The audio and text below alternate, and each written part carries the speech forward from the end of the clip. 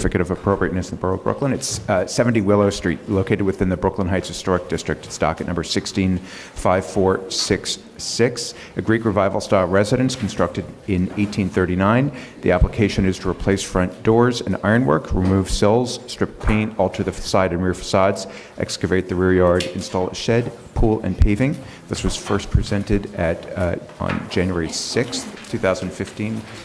The applicants are back today with revisions.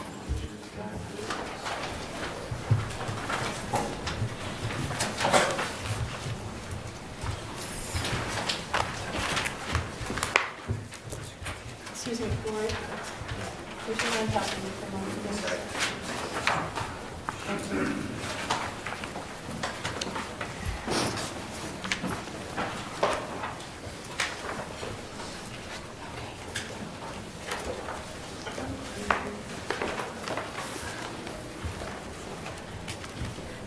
Good morning. I'm Catherine Redd of the Preservation Department staff. At the public hearing of January 6, 2015, the subject proposal included the following work at these premises. Put the picture. Okay. Let's see.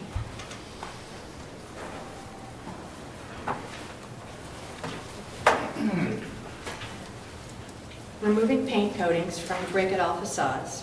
Removing the bracketed brownstone sills from below the parlor floor windows at the front facade. Replacing the historic paired wood front entry doors, reveals and transom with a new single wood door, side lights, reveals and transom. Replacing the historic ironwork at the stoop and front areaways with new ironwork. Removing ironwork from the side yard and installing new setback painted solid wood gates. Blocking up windows at the basement level at the side facade. Altering the fenestration at the basement through the second stories at the rear facade.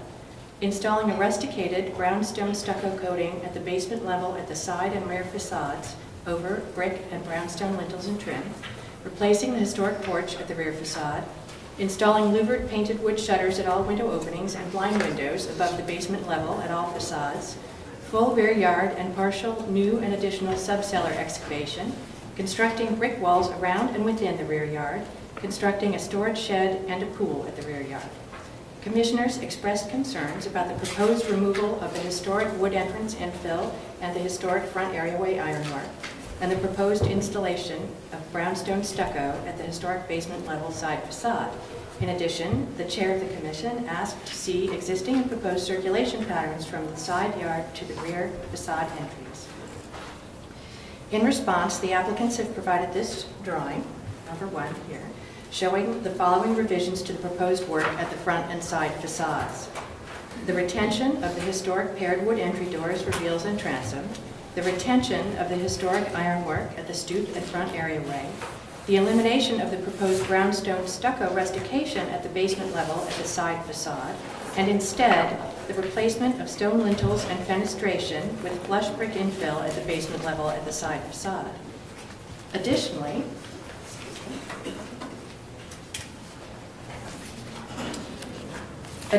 the applicants have provided these two first floor plan drawings marked in red to illustrate circulation pathways between the side yard and the first floor kitchen doors at the rear facade via the existing wood and proposed metal porches. Should I go back to the elevation? Okay, there. Okay. That's good. All right. All right. Right, it seems that the applicants actually have, I think, been very responsive to the 2 or 3 issues that the commission raised. They, I think, a particular concern was the door and the ironwork, as well as the base along the side facade. And they've gone back and they've agreed to what I think was an overriding concern amongst the commissioners. I know there were a few commissioners who felt that the package was appropriate, but I know other commissioners didn't. So I think the retention of the door, the ironwork, and the base actually is a better solution, because not only does it allow this building to be restored in a manner that was to its original Greek revival, but it also recognizes some of the changes that have happened also historically, and that were historic in nature, and that will be retained. concerns? Are there? Yes, Do you mind if we see the rear facade? Just a moment, again. A photograph of rear facade? It's in your booklet. I can put it up. right, but if you can go back to that. I can try to.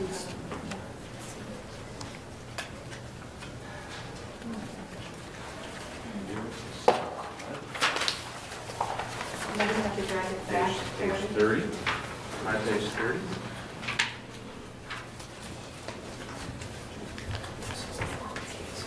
I mean, hold on, what is this Okay, so diagram what- telling us? What this was in response to a question I had regarding the modifications to the porch, and I think what they're showing over here, or in the previous, in this drawing, is that... It's okay, leave it on this for a moment. Right, that there are levels that have to be negotiated from the driveway to enter the kitchen, which takes you all around the site, then you go back up, and then you enter the kitchen.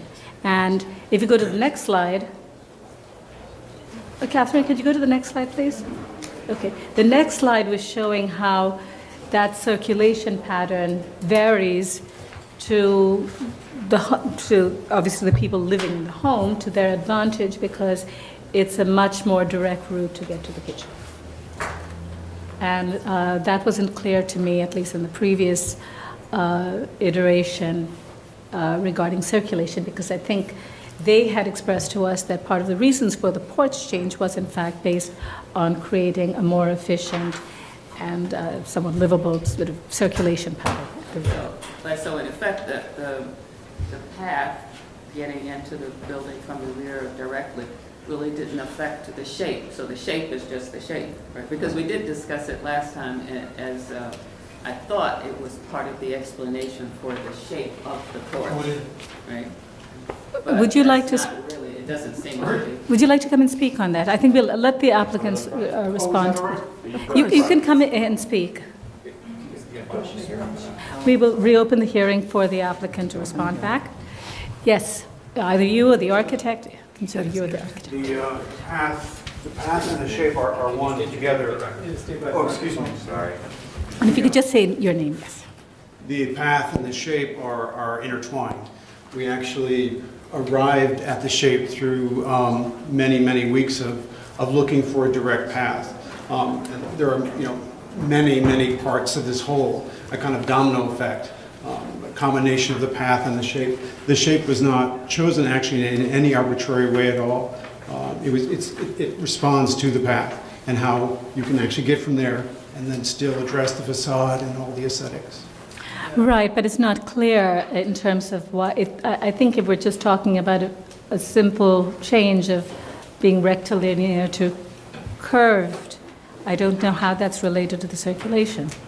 It has to do I think with... I can understand. What Yeah. seems to be clear is that you want to introduce steps or stairs at the southern portion of the porch to have direct access to the driveway. And also to have direct access to the garden. There's no way to Okay. get down to the lower, there's That's- no way to have all those things happen at once without this shape and these stairs. It's a kind of Rubik's Cube where they all come together at once, and everything must be in the right place for it all to happen. Otherwise, we end up with sort of a mismatch of shapes, excuse me, I'm thirsty, as was happening in the one previous. As you saw people walk through the garden, through snow, sleet and rain, just to get back there. It's easy just to draw that line, which we did many times. But beyond the line, it's trying to find an architecture that will work with the line on all levels. The lower level, access to the garden, light to the lower level. It's many elements that it responds to at one time. Yeah, but it didn't, that particular route did not mean that it had to be semicircular. That's all I'm saying. Because last time I thought it was part of that, the way it was presented, it sounded as if it was the answer to how the circle. Well, became a a circle, but semicircular, that's- it was also, in classicism, it'd be the most appropriate for something of its proportion on a facade. And I think. And to be able to act, for furniture and to be able to walk behind whatever is on the porch and get to the kitchen door on a daily basis. So the shape does respond to the circulation. And the other question, I think, that maybe it was partially answered last time, was the layers, the levels. And I think in the end, it was explained that there was something that was near the fence that was the same level as the yards on the other side. Is that? Yes. Is that correct? Oh, you mean the previous discussion about Just the the level. ground levels? Yeah. Yeah, they went from, I think, roughly, two-ish feet to 4-ish feet, and on various sites of property. I mean, that's in your older booklet. But that lower left corner is level with the proposal for 111 Columbia Heights. This lower corner here, Yeah. on the other end. Right, the issue with the Here. excavation was that what was the ultimate result of change of grade from what it is right now, and even though they were excavating all the way to 10 feet, they were actually building that back up to 4 feet. I think the difference ultimately is 4 feet. And I believe what they're saying is that another proposal that's before the commission is looking at a rear yard differential that will abut this at the rear, which will also maintain the 4-foot difference. So that has not come before the commission up till now. Right, yes, Adi? Is it a question? No, a comment. Okay. All right, we're not, let's, any other questions?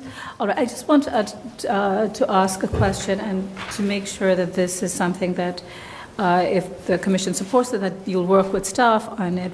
You know, I know that at the presentation last time, I think said a few things. I think at one point it said that there has been limited amount of paint, and somewhere else it was like many layers of paint.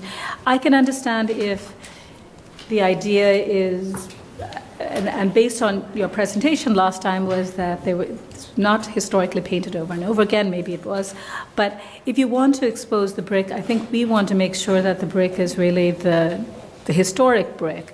And so with these layers of paint, I think what we, at least in my opinion, what I think I wouldn't like to see, given that the paint actually looks very nice on the building and has been that for at least 100 years, it seems that if the brick cannot be restored, the original brick cannot be restored to the facade, I think that it's preferable to continue to have the building painted and reflect what it is now. And so I would just recommend that you work with staff on that because I think the commission would like to see the historic brick and not new brick tiles. I'm sorry? Yeah. We have a historic paint analysis, Can I and speak to that point about this is Dick worked on. about the layers? I Dick Voorhees, architect. There are portions of the exterior building here that have the 18 layers of lime wash paint. Okay. The rest of the houses, they just failed to take the paint off at this point, but we found paint, maybe 18 layers of paint at this point, with many, many layers of dirt underneath that, which gave the knowledge that it was unpainted for many years before it was painted first with lime wash. Okay. And also the entablature had maybe 30 layers of paint on it that went back to the reddish brownstone. But you're saying Most that... of the house was stripped, as Catherine Red knows. There's a photograph in 1994. A photograph of the rear Yeah, it was facade. completely stripped of paint. It wasn't supposed to be, but they did. So most of it was stripped. They were just lazy here. It's very And layered, what about the front facade? completely smooth. You can, the Yeah, analysis there's shows like it's a fresh. Okay. Three 1990. We'll layers. just work with staff on that. Thank you. Any other comments or questions? Before we go to comments, actually, any other questions? Okay, I just have one other question, which has to do with the windows on the side yard that I think so you're bringing back the brick at the base, which is good. I know that Michael, our commissioner, was concerned about that, and some of the other commissioners as well. So I think the idea of removing the windows isn't the issue, but I think we want to just make sure that you have to infill those windows with brick, and we want to make sure it's a match. And I think that at least staff has recommended one way of doing that, so it's not, in case you don't get a perfect match, is to show some kind of recess where the windows are today, which would in fact reflect where they were historically. And I think you'd be willing to do that. Okay. Okay, Yes, just one last question then. And this is, again, about the porch and the Okay. existing porch. So I guess I just want to be sure that we're saying that there was no way to use that existing porch. We don't think that that was historic, right? And so we think that, or the owner is presenting it as something that has, like, in terms of workability, was not something that worked with the new scheme. Is that why we're replacing?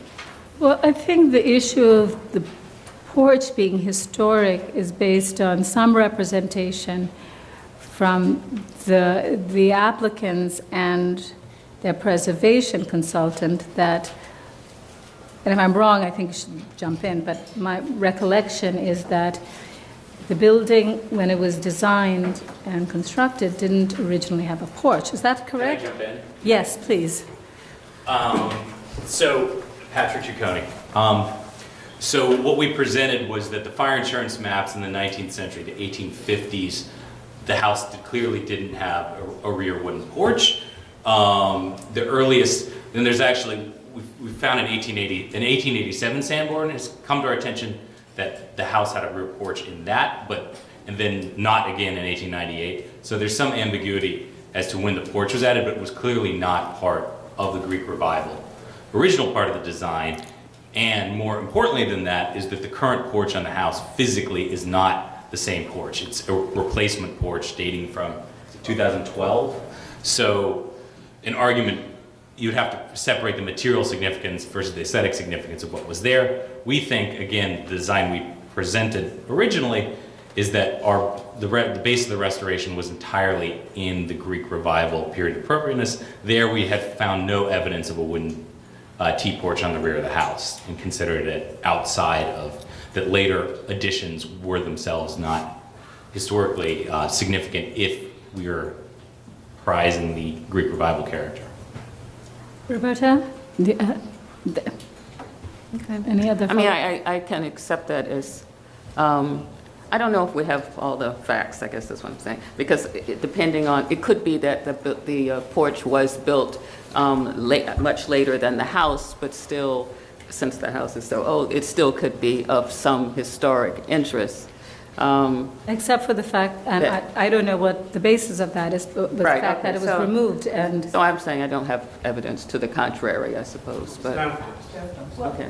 the Yes. staff the Yes. applicant is asking for me to make a statement about the porch. There was a permit to replace deteriorated portions of the porch. The staff cannot confirm that the entire porch was replaced at that time due to that permit, which was predated the current ownership. So I don't, there were no photographs of actual work in progress. All right, and can you speak to that issue? Yes. You guys know this better than I do. It was, yeah, the client replaced the porch. That was, Current owner the replaced the current porch. owner did get the permit to replace the porch, and much of the porch was in fact replaced. And I think, you know, people have looked at it, and it's sort of stock materials, not, you know, historic at all. And it was in very, very poor condition, and has apparently been changed a lot over time. I understood from you that Okay. the work was done prior. I'm sorry if I missed. All right, so, okay, we got that clarified. It was done by the current owners. All right, any other questions? Okay, we can close the hearing then. Thank you. All right, I know that at the previous hearing, we had some comments, and I think they've, as I said before, they've addressed those comments pretty much on point.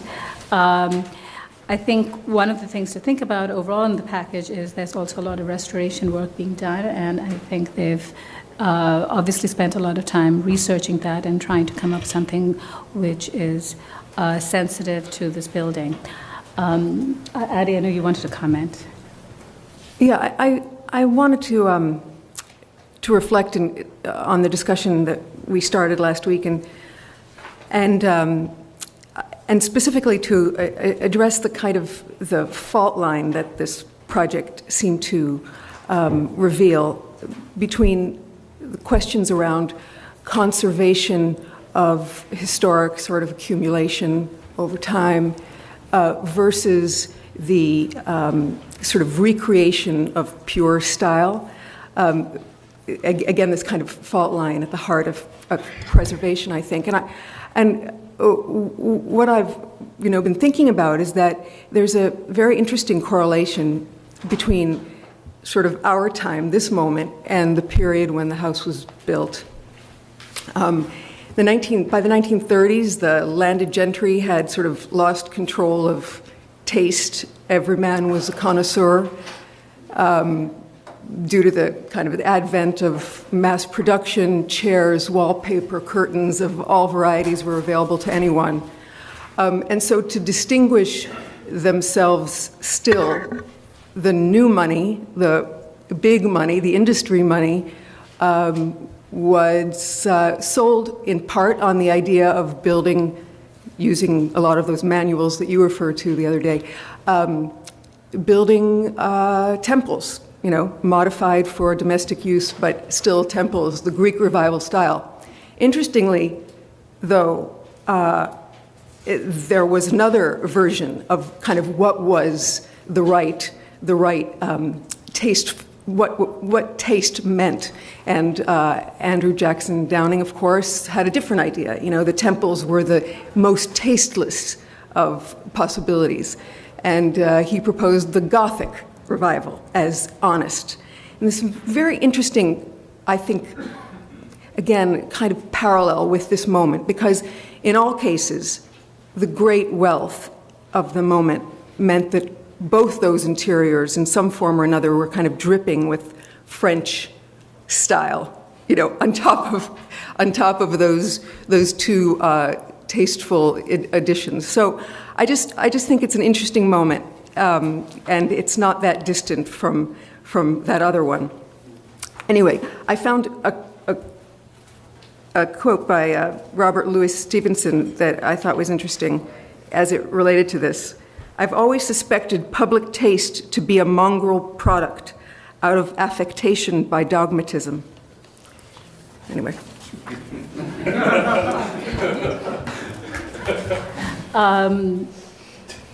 I think I think very often the Commission is confronted with fascinating challenges and different ways of looking at a proposal before us, and very often we find ourselves that there's something to be gained overall in one particular proposal and something to be lost. And I think we as a commission can look at preservation in different ways. I think sometimes we as a commission should also recognize that people live within these historic districts, they own properties, they have good intentions to restore portions of their buildings, that they bring the right people together, architects, historians, preservationists, to come with a package. And I think that we should recognize that if we try as a commission to pick and choose and figure out all these things, we may get something even further lost. So I think when we look at this building, and I know Michael Devonshire and myself had thought that the original package was very strong and could meet the criteria that the Commission looks at for appropriateness. But I recognize that some of the commissioners weighed in on other aspects, which I think are equally important. And so the idea of its cultural history and how that should be reflected, because particularly the cultural history goes back really, is history unto itself, has resulted in, I think, a much better proposal overall for the site. And so I think that the changes that they've made, the research that they've done, and what's before us is appropriate from our standards that we've accepted in the past. Commission agree, and we can move to decision. Okay, very good. So in that case, we will close the hearing. Michael, would you like to read the resolution, please? Sure. Regarding, boy, 70 Willow Street, also known as 68 to 70 Willow Street in the Brooklyn Heights Historic District, the application is to replace front doors, ironwork, remove sills, strip paint, alter side and rear facades, excavate the rear yard, and install a shed, pool, and paving. I recommend approval with modifications, finding that the proposed removals of the non-historic trim components of the modified wood original roof cornice of the front facade, 20th century brick boiler chimney from the building's vestibule side facade, and various light fixtures will eliminate non-historic features that detract from the building's original historic 19th century character. That the removal of the two late 19th century bracket window sills in the parlor floor will not diminish the special architectural or historic character of the facade. That the proposed installation of painted louvered wood shutters and the proposed restoration of the historic dimensions and profiles of previously repaired brownstone entrance surround basement wall at the front facade are based on photographic documentation dating to about 1900 and will therefore enhance the building's significant 19th century character. That the proposed replacement of deteriorated asphalt with painted wood cladding at the 19th century rooftop addition will help to preserve this historic feature. That the 6-light configuration of the proposed windows at the east and west facades of the historic rooftop addition are based on photographic documentation dating to about 1900, and that the change in operation from the existing casement type to the proposed awning type will not diminish the historic appearance of the windows. That the proposed double-hung operation multi-light configuration of the painted finish of the windows at the front and side facades will match those of the existing windows, which were placed in this configuration concurrent with the approximate 1950 enlargement of the attic frieze windows, and will be in keeping with those features of the original and historic windows found traditionally at 19th century buildings in this historic district, provided that the details are submitted to the staff for review and approval. That the proposed changes in fenestration of the building's partially visible rear facade, including lowering sills and replacing 6/6 double-hung windows with French doors with transoms at the basement through second story, and replacing the existing non-historic casement windows with new 4-light paired casement windows within existing openings at the third story, will maintain the scale and historic character of the building's rear facade. That the rear porch, while historic, had been repaired, replaced, altered, or rebuilt, and that the scale of the new double-height porch is in keeping with rear accretions of such as porches, terraces, and balconies often found on buildings of this age and style. That the existing 19th century ironwork at the side yard, while historic, is undistinguished and has been altered, and the proposed paired painted solid wood gate, which will replace it, is in keeping with the materials and designs of features found traditionally at side and rear yards of buildings of this age and type. That the small footprint and setback location of the proposed excavated rear yard pool will not damage the features of the building or adjacent buildings and will not be visible from the public thoroughfare or detract from the significant architectural characters of the building or neighboring buildings in the block. That the proposed installation of 3 air conditioner units at the rear yard will not affect any significant architectural features of the building and will not be visible from a public thoroughfare in the presence of the proposed solid side yard gates and masonry rear yard perimeter walls. That an engineer's report has been provided regarding the proposed excavation in the rear yard and sub-cellar, and that this work will be done under the supervision of a licensed professional engineer, and that the work will maintain and enhance the building's long-surviving, lively, and distinguished character, derived in part from the combination of its original approximate 1840 volume and 1860 to 80 alterations, and that the upon removal of the paint, the underlying brick, if it's determined to be in poor condition, will be repainted based on the historic paint analysis, and that the historic window brownstone lintels at the side facade basement windows will be retained, and the brick window infill recessed slightly in keeping with that of other historic blind windows at this facade, in order to retain historic fabric and maintain a visual reference to the historic openings. Second. All in favor? Aye. Any opposed? This application's been approved.